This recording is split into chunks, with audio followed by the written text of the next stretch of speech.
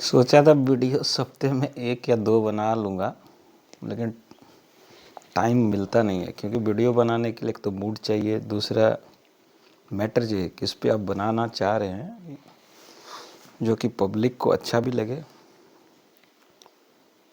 तो बहुत दिन से चाह रहे थे लेकिन मूड भी नहीं बन रहा था। अब रात में आप थक के आते हैं तो आपका कहाँ से मूड रहेगा, खाना पीना खा के सो जाते हैं, घर भी बात करना है, पढ़ना भी है। सुबह का मूड उस तरह का होता नहीं है। अब सुबह उठिए, जॉगिंग कीजिए, मशीन पे दौड़िए, फिर पढ़िए, फिर नाश्ता कीजिए, फिर पेशेंट आना स्टार्ट हुए। आज जो बताएंगे ना वो पेशेंट के लिए भी उतना ही इम्पोर्टेंट है, डॉक्टर के लिए भी इम्पोर्टेंट है। अब डॉक्टर के लिए कितना इम्पोर्टेंट है पता नहीं, वो डॉक्टर अपना समझे या जाने। हम तो जो बोलते हैं ना वो जो अपकमिंग है लोग जो प्रैक्टिस स्टार्ट करना चाहते हैं या जो नया नया प्रैक्टिस करना है उसके लिए, जो दिग्गज लोग हैं उसके लिए थोड़ी है। तो हुआ क्या, परसों का बात है। ओपीडी में अब भी उतना ओपीडी में रस रहता नहीं है, फिर भी पता नहीं मेरा टाइम ऐसा हो जाता है ना कि 2-3 जगह अगर आप टाइम देते हैं तो रस हो ही जाता है। तो हमको 1 घंटे के बाद ये पता चला कि कोई पेशेंट हल्ला करके पैसा रिटर्न करके चला गया। तो हमको ख़राब लगा, हम बाद में उसको बुलाए स्टाफ को, बोले देखो नहीं दिखाना हो पेशेंट को अलग बात है, लेकिन पैसा जमा करके और तुम लोग के कारण हल्ला उल्ला हो जाए, उसके बाद पैसा लौटा के चला जाए तो ये अच्छा बात नहीं है, ये मेरे लिए अच्छा बात नहीं है। हमको ख़राब लगता है इस तरह से कि कोई आके मेरे यहाँ वेट करके और पैसा रिटर्न करके चला गया। अगर इतना इमरजेंसी था तो हम इमरजेंसी भी देखते हैं, फीस दे या नहीं दे इमरजेंसी, लेकिन हम देखते हैं उसके लिए। अगर किसी को फीवर है या उस तरह की इमरजेंसी है कुछ इस तरह का, तो हम निकल के बाहर ही देख लेते हैं उसको, ओपीडी के लिए उसको वेट नहीं कराते। तो वो पेशेंट ना 6 बजे लास्ट में मेरा ओपीडी का वेट किया, जब देखा ख़त्म हो गया ना तब वो वापस फिर आया पेशेंट लेके। वो लड़ने लगी, ऐसा कैसे सर, आपके यहाँ हम इतना पेशेंट भेजते हैं, हम खुद ठीक हुए हैं आपके यहाँ, और देखिए मेरे साथ ये क्या किया, हमको डांट के भगा दिया। हम स्टाफ को बोले फिर कि देखो ऐसा नहीं करना चाहिए किसी के साथ भी, अगर इसके कोई भी पेशेंट रहे, ये भेजे या नहीं भेजे। तो पहला बात तो हम उसको ये समझाए कि देखो भाई, आप पेशेंट भेजो या नहीं भेजो, हम आज तक किसी को नहीं बोले हैं ना, आज तक किसी को नहीं बोले हैं कि हमको पेशेंट भेजो। ऊपर वाला का कृपा है या मेरा मेहनत है या पेशेंट से मेरा लगाव है या जो, हम इसको बोल नहीं सकते हैं। पेशेंट का हमको कभी कमी नहीं आया। जो फेज था जिसमें हम पेशेंट का वेट करते थे 1 2 4 5 1 2 4 5 10 नहीं टपता था, वो पेज कब का पार हो गया। हाँ, अभी जैसे नया सेंटर खड़गपुर है तो इसमें भी वेट करते हैं कि कब 10 पार हो, कब 20 पार हो, लेकिन आएगा, वो भी समय आएगा। तो वेट करना पड़ता ही ना, जब कोई भी चीज़ स्टार्ट करते तो शुरू में कैसे आपका स्टार्ट हो जाएगा, वैसे लोग जानेगा, समय देखेगा कब बैठते हैं कब नहीं, तो उसका भी टाइम आएगा, आएगा, इतना भरोसा तो है कि आएगा। तो वो बोला कि देखिए हम एक नया डॉक्टर के पास दिखा के हैं और हमको कार्ड दिया कि कभी भी आइए तो पेशेंट हम ही को भेजिए। हम तो बहुत अच्छा बात है भाई, लेकिन हमको ऐसा करो पहले दिखा तो दो कि देखा क्या और तुमको था क्या। पेशेंट को चिल्स राइगर था, मतलब ठंडा लग के बुखार आ रहा था, हिस्ट्री था उसका रीनल स्टोन का, और वो डॉक्टर ने 2300 का टेस्ट कराया, 400 फीस भी लिया, 2300 का टेस्ट कराया, और टेबलेट और ऐसा दिया 5G 4G पाउडर सिरप, बुखार का टेबलेट और सिफेक्जिम दिया था।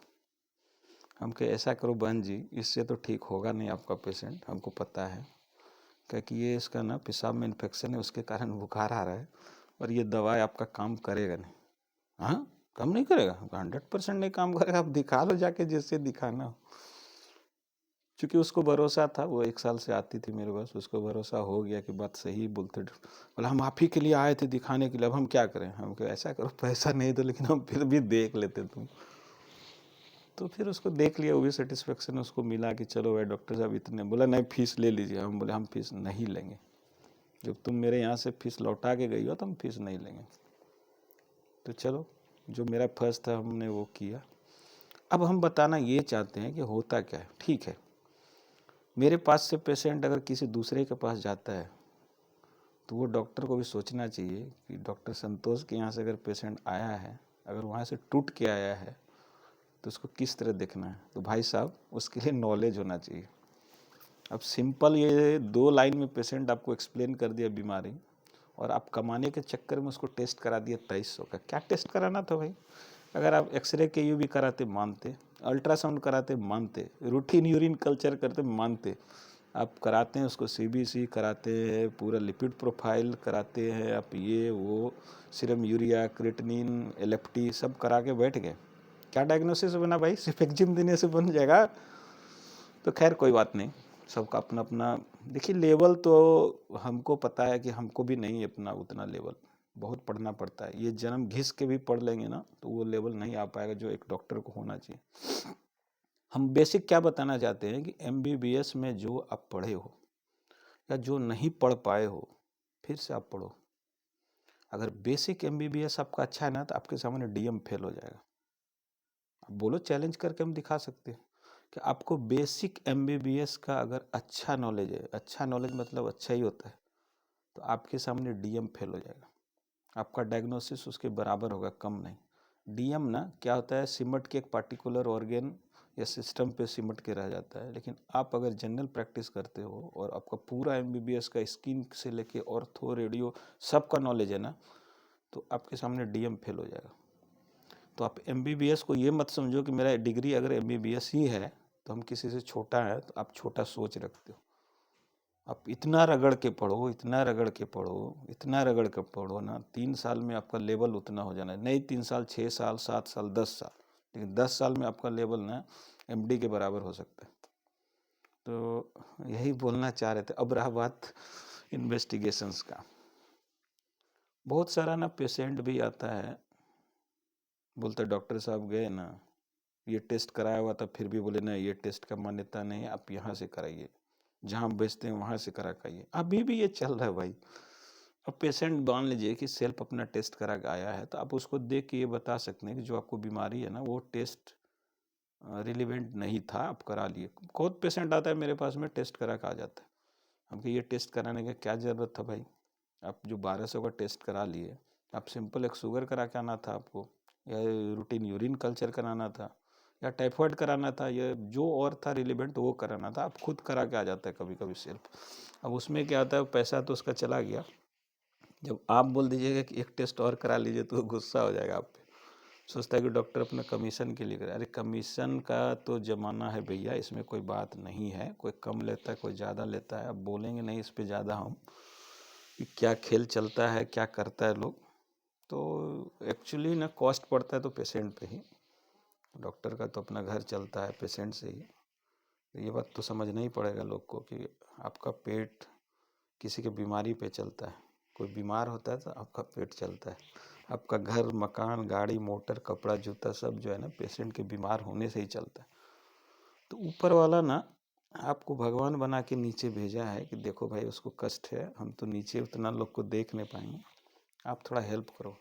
लो, आप हेल्प करने में तो अपना हेल्प कर लिए, ठीक है कोई बात नहीं, होता है, ये सब जगह हो रहा है तो करना ही चाहिए।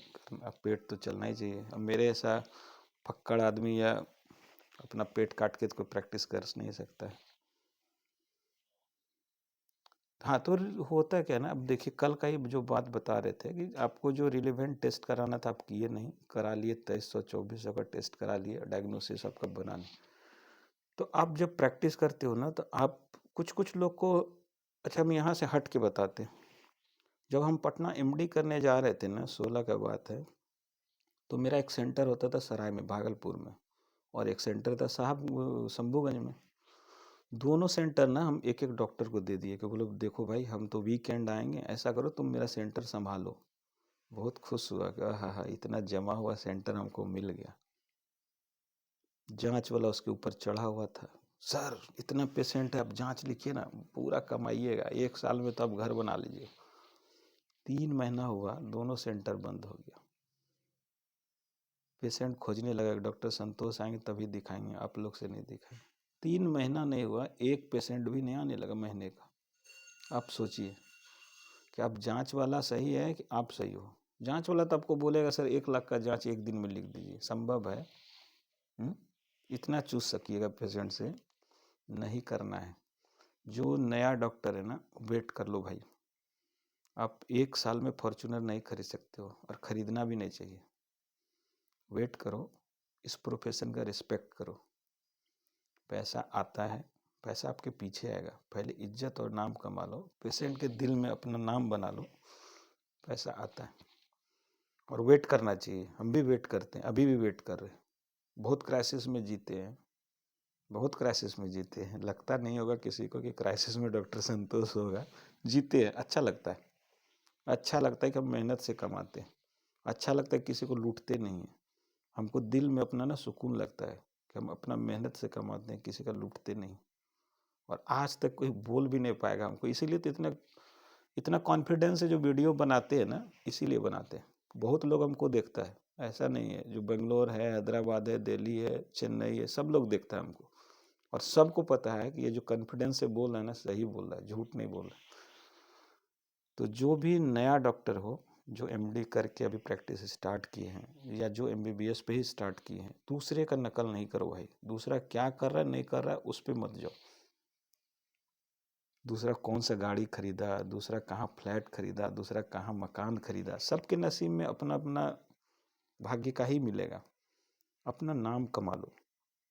अगर नाम आप अपना डिस्ट्रिक्ट, ब्लॉक कहीं भी बना लेते हैं ना, तो ज़िंदगी भर उससे कमाई होगा। 2 साल में आप अपना नाम अगर ख़राब कर लिए ना, फिर मुश्किल है। फिर आपका डॉक्टर जो है ना, उस इलाके में या उस, तो आप इलाका भी चेंज करके क्या कर सकते हो भाई। डॉक्टर संतोष जैसे हम हैं ना, हम बोलते हैं कि हम अगर गया में भी चले जाएंगे ना, जहाँ हमको कोई नहीं जानता है, हम अपना प्रैक्टिस जमा सकते हैं। क्योंकि हमको अपने पे भरोसा है, मेरे अपने ट्रीटमेंट पे भरोसा है, हमको पेशेंट से अपना लगाव पे भरोसा है। हमको हाय है ही नहीं, नहीं देगा पेशेंट, नहीं देगा, ठीक तो हो जाएगा ना, ठीक होगा तो आएगा। तो आप अगर स्टार्ट किए हो तो भाई ज़्यादा इन्वेस्टिगेशन पे नहीं जाओ, पेशेंट पे जाओ, डिजीज पे जाओ, उसके बारे में सोचो। किसी किसी दिन अगर पेशेंट आता है कोई बीमारी लेके, अगर हम कंफ्यूज हो जाते हैं, नहीं समझ में आता है हमको कि क्या था एक्चुअली इसको, 2 दिन वेट करते हैं, रात भर पढ़ते हैं, किताब उल्टाते हैं, देखते हैं, सोचते हैं, नींद नहीं आता रात भर, तब जाकर डायग्नोसिस बनता है या बनाते हैं। नहीं होता तो किसी सीनियर को भेज के पूछते हैं, भाई देखिए क्या डायग्नोसिस इसका बन रहा है, उसको फॉलो करते हैं। फिर बुलाते हैं, अच्छा वहाँ से दिखा कर ना तो बताना हमको क्या मिला था, तुमको क्या निकला था। होता है कभी कभी हम भी डायग्नोसिस मिस कर जाते हैं, पेशेंट सामने बोल रहा है, हम इग्नोर कर रहे हैं, हम भी भीड़ में हड़बड़ में देखते हैं, मिस कर जाते हैं। इसलिए जो नया नया डॉक्टर हो भैया, उसको यही बोलते हैं, धीरे धीरे चलो, पेशेंट से बात करो, बीमारी बीमारी देखो, उसको समझो, बीमारी को डायग्नोसिस अच्छा बनाओ, कमाने के ऊपर नहीं रहो ज़्यादा। अच्छा लोग ना इस चक्कर में फेल हो गया। तो ये वीडियो तो था मेरे पे, और इन्वेस्टिगेशन जो होता है उस पे, और जो नया डॉक्टर है जो किस तरह अपना प्रैक्टिस करे उस पे। वीडियो 13 मिनट का हो चुका है, ज़्यादा हम बनाते नहीं हैं, 15 मिनट के अंदर का ही वीडियो बनाते हैं। तो फिर नेक्स्ट वीडियो जल्दी ही बनाएंगे, इस बार लेट हो गया हमको। तो चलो, मेरा चैनल को सब्सक्राइब करो। पिछले बार क्या बोले थे ना, कि जो लोग देखते हैं ना, सब्सक्रिप्शन को बढ़ाइए, दूसरे को भी बोलिए यार, लेकिन होता नहीं है। मात्र 8 सब्सक्राइबर बढ़ा था मेरा पिछला वीडियो बनाने और बोलने पे, इसलिए बोलेंगे नहीं। हाँ, जो देख रहे हैं अगर अच्छा लगे तो सब्सक्राइब कीजिए, फॉलो कीजिए। Thank you.